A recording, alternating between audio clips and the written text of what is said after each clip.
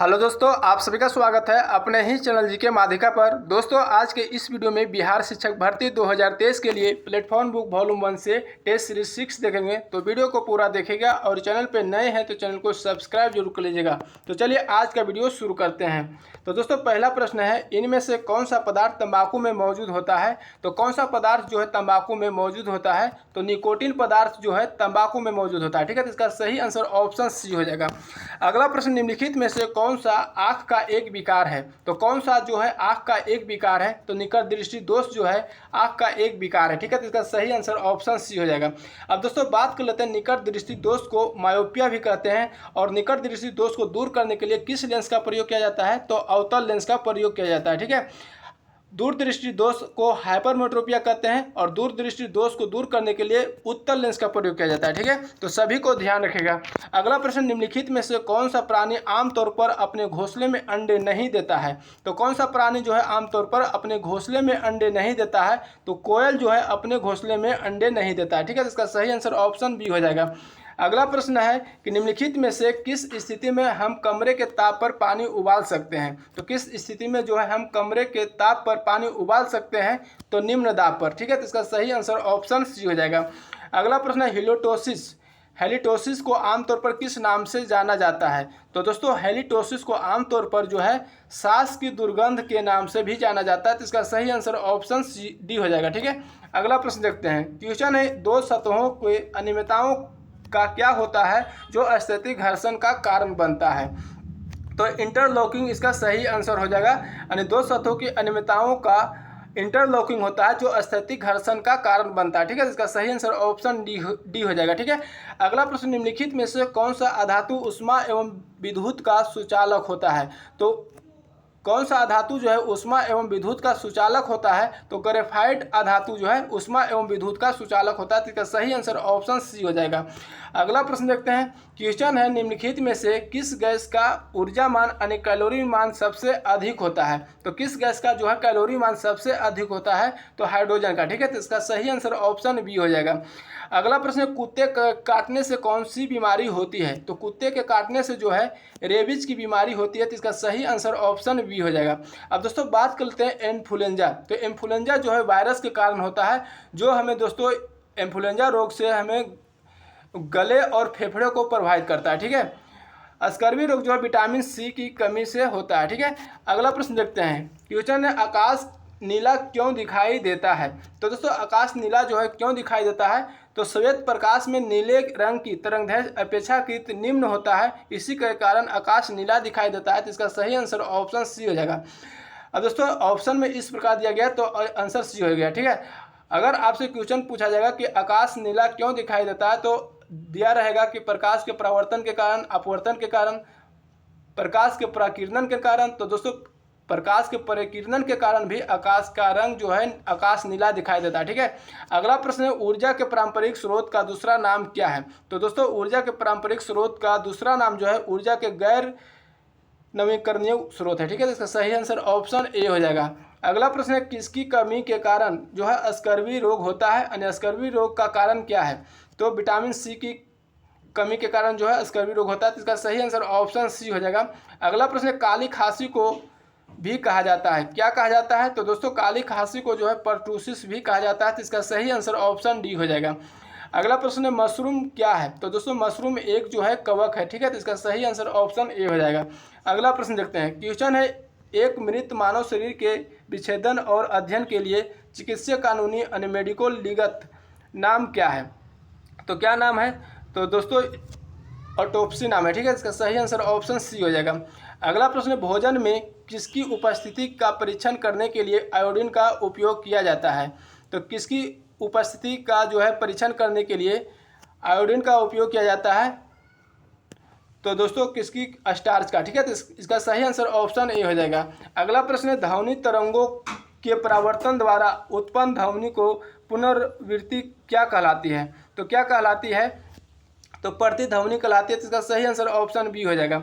अगला प्रश्न, जानवरों के उनके पर्यावरण के साथ संबंधों के अध्ययन को क्या कहा जाता है? तो जानवरों के उनके पर्यावरण के साथ जो है संबंधों के अध्ययन को जो है इकोलॉजी कहा जाता है। तो इसका सही आंसर ऑप्शन बी हो जाएगा। ठीक है, अगला प्रश्न है, इनमें से कौन सा हार्मोन मानव रक्त में शर्करा की मात्रा को नियंत्रित करता है? तो कौन सा हार्मोन जो है मानव रक्त में शर्करा की मात्रा को नियंत्रित करता है? तो इंसुलिन करता है। ठीक है, इसका सही आंसर ऑप्शन बी हो जाएगा। अगला प्रश्न देखते हैं, क्वेश्चन है, इनमें से किसमें ऑप्टिकल लेंस नहीं होता है? तो किसमें ऑप्टिकल लेंस नहीं होता है? तो स्टेथोस्कोप में जो है ऑप्टिकल लेंस नहीं होता है, तो इसका सही आंसर ऑप्शन सी हो जाएगा। अगला प्रश्न, निम्नलिखित में से किसमें खाद्य फाइबर प्रचुर मात्रा में होता है? तो दोस्तों किसमें जो है खाद्य फाइबर प्रचुर मात्रा में होता है? तो सेब होता है। ठीक है, तो सेब में होता है। ठीक है, अगला प्रश्न, रक्त के तरल भाग को क्या कहा जाता है? तो दोस्तों रक्त के तरल भाग को जो है क्या कहा जाता है? तो प्लाज्मा कहा जाता है, तो इसका सही आंसर ऑप्शन ए हो जाएगा। ठीक है, अगला प्रश्न देखते हैं, क्वेश्चन है, कौन सा पोषक तत्व भंजन के पश्चात अधिकतम ऊर्जा प्रदान करता है? तो कौन सा पोषक तत्व जो है भंजन के पश्चात जो है अधिकतम ऊर्जा प्रदान करता है? तो वसा। ठीक है, तो इसका सही आंसर ऑप्शन डी हो जाएगा। अगला प्रश्न, निम्नलिखित में से कौन सा हर्ट्ज के बराबर है? कौन सा जो हर्ट्ज के बराबर होता है? तो दोस्तों इसका हो जाएगा प्रति सेकेंड जो है हर्ट्ज के बराबर होता है, तो इसका सही आंसर ऑप्शन डी हो जाएगा। अगला प्रश्न देखते हैं, क्वेश्चन है, सोडियम किस में संग्रहित किया जाता है? तो दोस्तों सोडियम को जो है मिट्टी का तेल में जो है संग्रहित किया जाता है, तो इसका सही आंसर ऑप्शन डी हो जाएगा। अगला प्रश्न, किसी बीमारी को रोकथाम साल्क वैक्सीन की मदद से की जाती है? तो किस बीमारी को रोकथाम के लिए साल्क वैक्सीन की मदद की जाती है? तो पोलियो बीमारी की। ठीक है, इसका सही आंसर ऑप्शन डी हो जाएगा। अगला प्रश्न, संवेग जो है ज्ञात करने का सूत्र होता है? तो संवेग ज्ञात करने का सूत्र होता है द्रव्यमान गुने वेग, यानी P = होता है mv। ठीक है, m द्रव्यमान हो गया, v वेलोसिटी यानी m, तो इसका सही आंसर ऑप्शन डी हो जाएगा। अगला प्रश्न देखते हैं, क्वेश्चन है, एक तरल यानी जल द्वारा गैस में परिवर्तित होने वाला प्रक्रिया को क्या कहा जाता है? तो क्या कहा जाता है? एक तरल द्वारा जो है गैस में परिवर्तित होने वाली प्रक्रिया को क्या कहा जाता है? वाष्पीकरण कहा जाता है। ठीक है, इसका सही आंसर ऑप्शन बी हो जाएगा। अगला प्रश्न, पौधे के स्वास्थ्य विकास के लिए पोषक तत्वों के रूप में मिट्टी में जो पदार्थ जोड़े जाते हैं उन्हें क्या कहा जाता है? तो उन्हें क्या कहा जाता है? तो उर्वरक कहा जाता है, तो इसका सही आंसर ऑप्शन डी हो जाएगा। ठीक है, अगला प्रश्न देखते हैं, क्वेश्चन है, खाली स्थान पोषण को साधारण अकार्बनिक पदार्थों को ग्रहण कर कार्बनिक अणुओं के संश्लेषण के रूप में परिभाषित किया जाता है? तो किस पोषण को जो है साधारण अकार्बनिक पदार्थों को ग्रहण कर कार्बनिक अणुओं के संश्लेषण के रूप में परिभाषित किया जाता है? तो स्वपोषी को। ठीक है, तो इसका सही आंसर ऑप्शन ए हो जाएगा। अगला प्रश्न है, ट्राइग्लिसराइड्स एक प्रकार के होता है, तो क्या होता है? तो दोस्तों वसा होता है। ठीक है, इसका सही आंसर ऑप्शन बी हो जाएगा। अगला प्रश्न, निम्नलिखित में से कौन सा जो है ऊर्जा का एक पारंपरिक स्रोत है? तो ऊर्जा का एक पारंपरिक स्रोत जो है कोयला है। ठीक है, इसका सही आंसर ऑप्शन ए हो जाएगा। ठीक है, अगला प्रश्न देखते हैं, क्वेश्चन है, पानी में क्लोरीन की गोलियां या किसके मिलाकर जो है क्लोरीनीकरण किया जाता है? तो दोस्तों पानी में क्लोरीन की गोलियां या ब्लीचिंग पाउडर मिलाकर जो है क्लोरीनीकरण किया जाता है, तो इसका सही आंसर ऑप्शन बी हो जाएगा। अगला प्रश्न, निम्नलिखित में से किसमें द्विबीजपत्री बीज होते हैं? तो किसमें होते हैं द्विबीजपत्री बीज? तो गुलाब में। ठीक है, तो इसका सही आंसर ऑप्शन डी हो जाएगा। अगला प्रश्न, निम्नलिखित में से किस रसायन का उपयोग सूक्ष्म जीवों के विकास की रोकथाम के लिए परीक्षक के रूप में नहीं किया जाता है? तो किस रसायन का उपयोग जो है नहीं किया जाता है? तो दोस्तों सोडियम हाइड्रोजन कार्बोनेट। ठीक है, तो इसका सही आंसर ऑप्शन डी हो जाएगा। अगला प्रश्न देखते हैं, क्वेश्चन है, एजी टेंसले ने 1935 में किसमें अवधारणा प्रस्तुत की है? तो किसमें अवधारणा प्रस्तुत की है? तो दोस्तों पारिस्थितिक तंत्र में जो है अवधारणा प्रस्तुत किया, तो इसका सही आंसर ऑप्शन सी हो जाएगा। अगला प्रश्न, निम्नलिखित में से कौन सा एक कोशिकीय जीव नहीं है? तो कौन सा जो है एक कोशिकीय जीव नहीं है? तो पादप जो है एक कोशिकीय जीव नहीं है। ठीक है, तो इसका सही आंसर ऑप्शन ए हो जाएगा। पादप जो है एक बहुकोशिकीय जीव है। ठीक है, अगला प्रश्न, निम्नलिखित में से कौन सा जड़ नहीं है? तो दोस्तों कौन सा जड़ नहीं है? तो आलू जो है एक तना है। ठीक है, जड़ नहीं है। ठीक है, तो इसका सही आंसर ऑप्शन डी हो जाएगा। अगला प्रश्न देखते हैं, क्वेश्चन, निम्नलिखित में से कौन सा परजीवी पौधे हैं? तो कौन सा जो है परजीवी पौधा है? तो अमरबेल जो है एक परजीवी पौधा है, तो इसका सही आंसर ऑप्शन बी हो जाएगा। अगला प्रश्न, पत्ती में शिराओं एवं छोटी शिराओं की व्यवस्था का नाम है, तो क्या नाम है? तो शिरा विन्यास है, ठीक है, तो इसका सही आंसर ऑप्शन बी हो जाएगा। अगला प्रश्न, बौद्ध, हिंदू एवं जैन शैलकृत गुहाएं एक साथ विद्यमान है, किसमें एक विद्यमान है? तो किसके साथ विद्यमान है? तो एलोरा में जो है विद्यमान है, ठीक है, तो इसका सही आंसर ऑप्शन बी हो जाएगा। अगला प्रश्न देखते हैं। क्वेश्चन है कि शाहजहां के शासन काल में कौन सा विदेशी यात्री भारत आया था? तो कौन सा जो है विदेशी यात्री जो है शाहजहां के शासन काल में भारत आया था? तो मनुची, ठीक है, तो इसका सही आंसर ऑप्शन बी हो जाएगा। अगला प्रश्न, शिवाजी ने मुगलों को अपना 3/4 राज्य किस संधि के द्वारा दिया? तो किस संधि के द्वारा दिया? तो दोस्तों पुरंदर संधि के द्वारा दिया, ठीक है, तो इसका सही आंसर ऑप्शन ए हो जाएगा। अब दोस्तों बात कर लेते हैं कि पुरंदर की संधि कब हुआ था? तो 1665 में हुआ था, ठीक है, तो याद रखिएगा। अगला प्रश्न देखते हैं।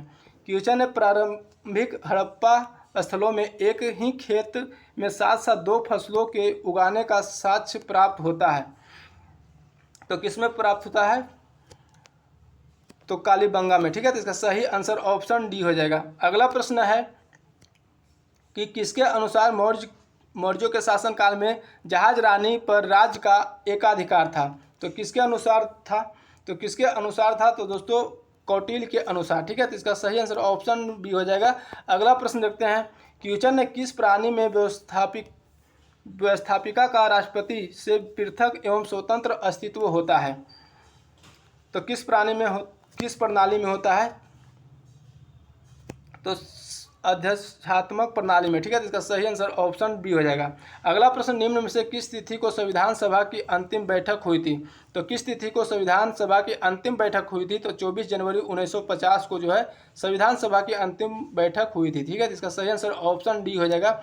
अगला प्रश्न देखते हैं। क्वेश्चन है, निम्न में से किस देश के संविधान से आयरलैंड ने राज्य के नीति निर्देशक तत्व को अपनाया था? तो किस देश के संविधान से जो है आयरलैंड ने राज्य के नीति निर्देशक तत्व को अपनाया था? तो स्पेन देश से, ठीक है, तो इसका सही आंसर ऑप्शन डी हो जाएगा। अब दोस्तों बात कर लेते हैं कि भारत जो है राज्य के नीति निर्देशक तत्व को किस देश के संविधान से अपनाया था? तो आयरलैंड के संविधान से अपनाया था, ठीक है, और आयरलैंड जो है स्पेन देश के संविधान से अपनाया था, ठीक है, तो याद रखिएगा। अगला प्रश्न, भारतीय सिविल सेवक किस गवर्नर जनरल के शासन के दौरान आरंभ की गई थी? तो दोस्तों भारतीय सिविल सेवा की जो है किस गवर्नर जनरल यानी वायसराय के शासनकाल में आरंभ की गई थी? तो कॉर्नवालिस के शासनकाल में, ठीक है, तो इसका सही आंसर ऑप्शन डी हो जाएगा। अगला प्रश्न देखते हैं। क्वेश्चन, विश्व व्यापार संगठन जो अब गैट के स्थान पर है का मुख्यालय कहाँ स्थित है? तो दोस्तों विश्व व्यापार संगठन का मुख्यालय जो है कहाँ पर स्थित है? स्विट्जरलैंड यानी जेनेवा में है, ठीक है, तो इसका सही आंसर ऑप्शन डी हो जाएगा। अब दोस्तों बात करते हैं विश्व व्यापार संगठन की स्थापना कब किया गया था? तो 1 जनवरी 1995 को किया गया था, ठीक है। तो दोस्तों आज की वीडियो यहीं तक रहने देते हैं, फिर मिलेंगे अगले पार्ट में 101 से लेकर 150 क्वेश्चन तक, ठीक है। तो वीडियो अच्छा लगा तो लाइक करिएगा और चैनल पर नए हैं तो चैनल को सब्सक्राइब करके बेल आइकन जरूर दबा लीजिएगा। जय हिंद।